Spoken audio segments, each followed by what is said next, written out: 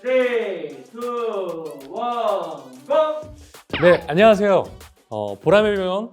죄송합니다. 다시 할게요. 네. 안녕하세요. 보람의 병원 장애인 의료자문. 안녕하세요. 보람의 병원 장애인 의료자문 교수단. 갑자기 왜 그러네요. 죄송합니다. 다시 할게요. 안녕하세요. 보람의 병원. 오래 걸리겠다 우리. 20초만 있어서. 자, 맞습니다. 네. 큐! 네, 안녕하세요. 보람의 병원 장애인 의료자문 교수단과 함께하는 장애인 건강TV 있다 진행을 맡은 미라클의 박입니다. 이번 시간에는 건강을 관리하기 위해서 꼭 필요한 운동에 대해서 함께 이야기 나눌 분 모셨습니다. 안녕하세요. 안녕하세요. 네, 자기소개 부탁드립니다. 네, 안녕하세요. 저는 서울특별시 보람의 병원 재활의학과에 근무하는 정세희라고 합니다.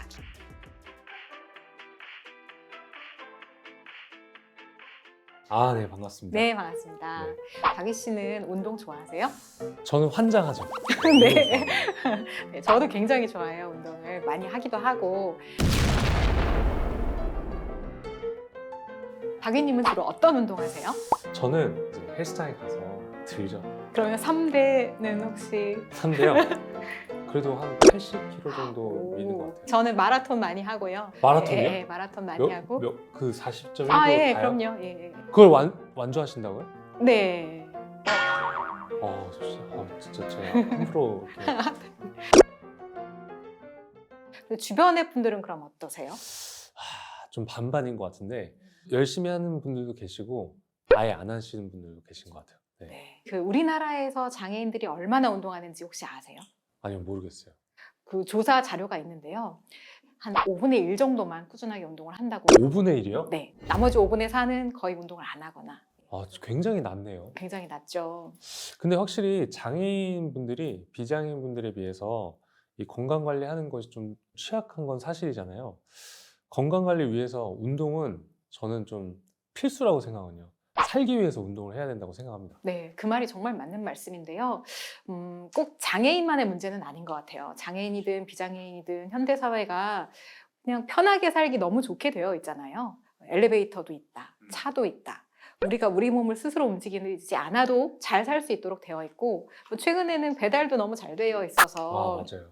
음식도 집 앞에 갖다 주고 이러니까 운동을 점점 안 하게 되죠. 그리고 방송에서는 먹방, 요리 프로그램 너무 많잖아요. 보고 있으면 자꾸 먹고 싶어지고요. 확실히 필요 이상의 에너지를 저희가 섭취하고 있다는 게 너무나 공감이 되는 것 같아요. 네, 맞아요. 사실은 이제 영양이 부족한 사람은 없고요. 영양이 오히려 과잉인 사람이 많은 시대가 됐고, 그거를 어떤 식으로든 소모를 해야 하는데 신체 활동이 부족해지다 보면 에너지는 자꾸 잉여로 우리 몸에 쌓이게 되고, 결과적으로는 그것이 비만이나 당뇨, 그리고 기타 심혈관계 질환, 대사성 증후군 이런 것들로 이어지게 되거든요.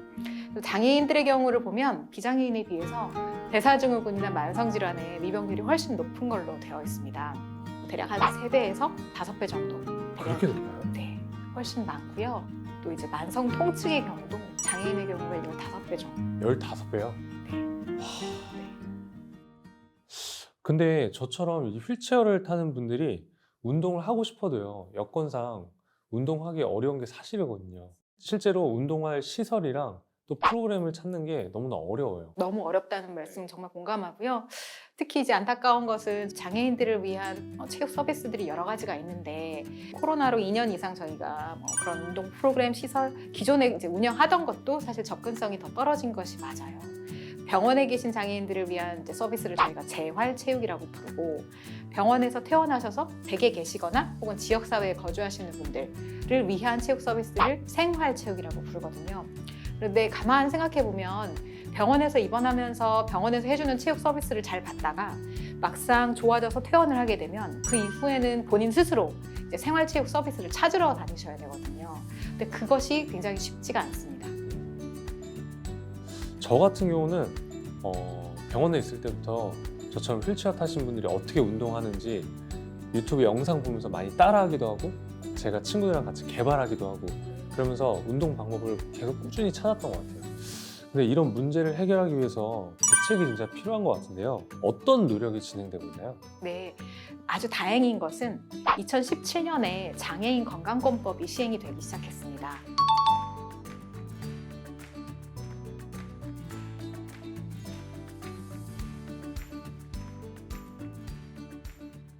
그럼 구체적으로 어떤 제도들을 만들어가고 있는지도 좀 궁금하거든요. 네, 이 재활운동 및 체육에 대해서는 현재 여러 연구들이 진행이 되고 있어요. 어떤 프로그램을 제공할 것인지, 또 어떤 의료기기를 사용할 것인지, 또 어떤 식으로 운동하게 하는 서비스를 만들 것인지 이런 것들이 연구가 되고 있거든요. 그래서 이제 이런 연구들이 하나하나씩 결실을 맺으면 그 결실을 바탕으로 해서 실제로 제도화가 될 것으로 생각을 합니다. 지금 여러분은 이따TV 운동편을 보고 계십니다. 구독과 좋아요, 알람 설정 부탁드립니다. 부탁드립니다. 자, 이번에는 휠체어를 사용해야 하거나 걷는 것이 어려운 장애인들의 운동에 대해 궁금했던 것을 여쭤보는 시간을 갖도록 하겠습니다. 몸을 많이 사용하지 않으면 근육이 빠질 수밖에 없잖아요. 근육이 빠지는 걸 방치하면 몸에 어떤 문제가 생기나요? 네, 근육은 우리 몸을 지탱해주는 굉장히 중요한 힘이 되거든요. 예를 들어 우리가 단단한 뼈로 구성이 되어 있지만 뼈 자체는 사실 움직이지를 못해요. 근육이 뼈를 당겨주거나 밀어주거나 이래야지만 우리가 몸을 움직일 수 있는 것이거든요. 그런데 만약에 근육을 사용하지 않는다. 그래서 그 근육이 점점 빠진다. 그러니까 쉽게 말하면 우리 몸에 잉여 에너지가 너무 많게 되는 거고, 그것이 지방으로 축적이 되고 각종 성인 질환, 당뇨, 비만, 고혈압 이런 문제들이 생길 수가 있습니다. 저도 예전에 육창 1단계가 됐을 때 이렇게 빨개지잖아요. 근데 이게 아무래도 혈액순환이 안 되니까 그 주변에 있는 근육을 좀 계속 강화하려는 시도를 했던 것 같아요. 근데 실제로 그렇게 했을 때 육창이 좀 더 좋아지더라고요. 좀 더 빨리. 그래서 교수님 말씀 들으면서 근육이 진짜 우리 몸에 중요하다. 정말 이게, 중요합니다. 네. 공감이 너무 많이 되고 있는데요. 네.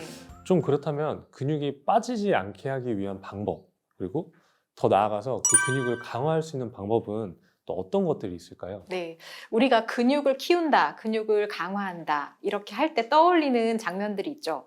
뭐 헬스장을 가서 덤벨을 들고 바벨을 들고 열심히 운동하는 것, 그 모습일 텐데요.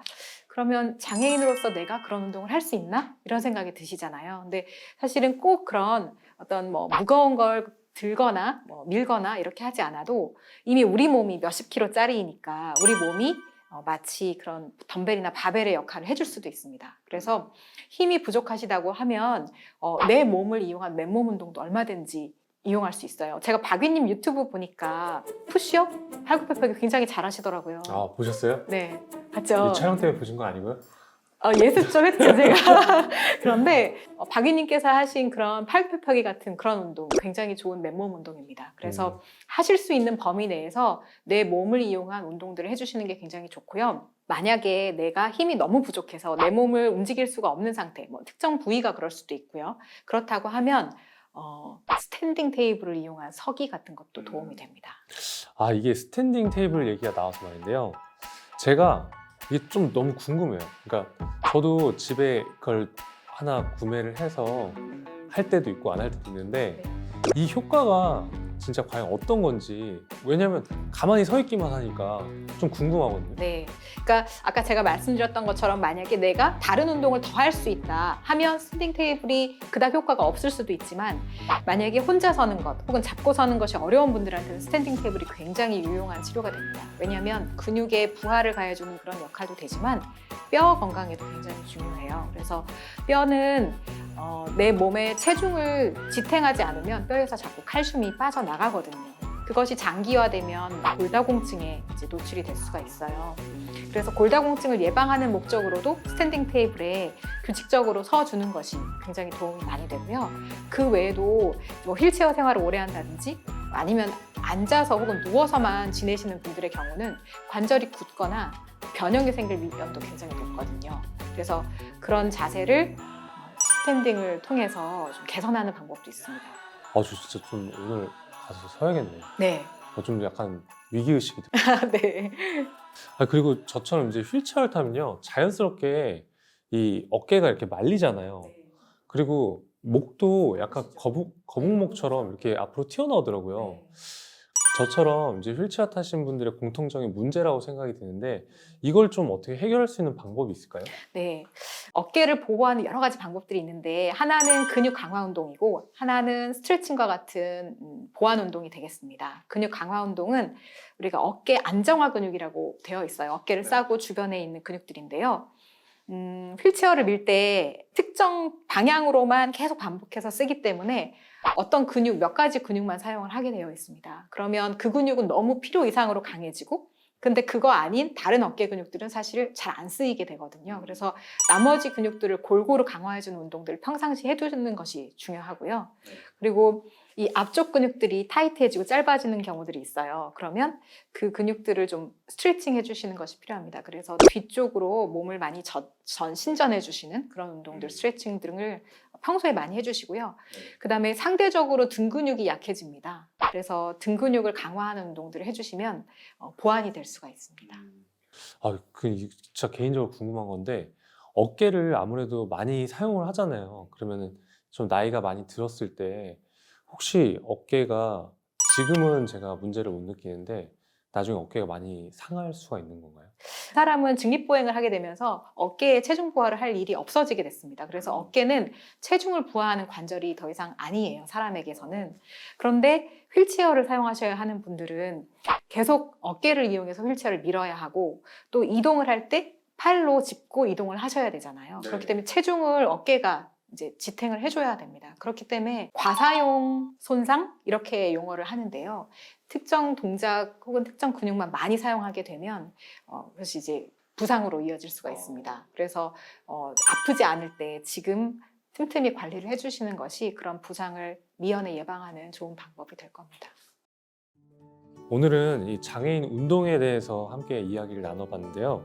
운동의 필요성부터 그동안 궁금했던 것들에 답도 들을 수 있어서 정말 알찬 시간이었습니다. 장애인 운동에 대해 마지막으로 하실 말씀 있으신가요? 네, 아까 박 의원님께서 살기 위해서 운동하신다 말씀하셨는데 사실 저도 그 말 공감하면서 저도 운동을 하고 있어요. 그런데 살기 위해서 운동하는 것도 분명히 있지만 운동을 통해서 굉장히 즐거운 경우도 되게 많잖아요. 장애인이라는 이유로 이런 즐거움이나 의미를 줄 수 있는 운동을 잘 하지 못하게 하는 것은 장애인들을 더 힘들게 만들 수도 있거든요. 그래서 이러한 중요하고 의미 있는 운동을 장애인분들도 잘 영위하면서 지내실 수 있도록 최대한 도와드리는 것이 저의 몫이라고 생각을 합니다. 그래서 오늘 이 시간을 통해서 그런 것들이 조금 전달이 되었으면 하는 마음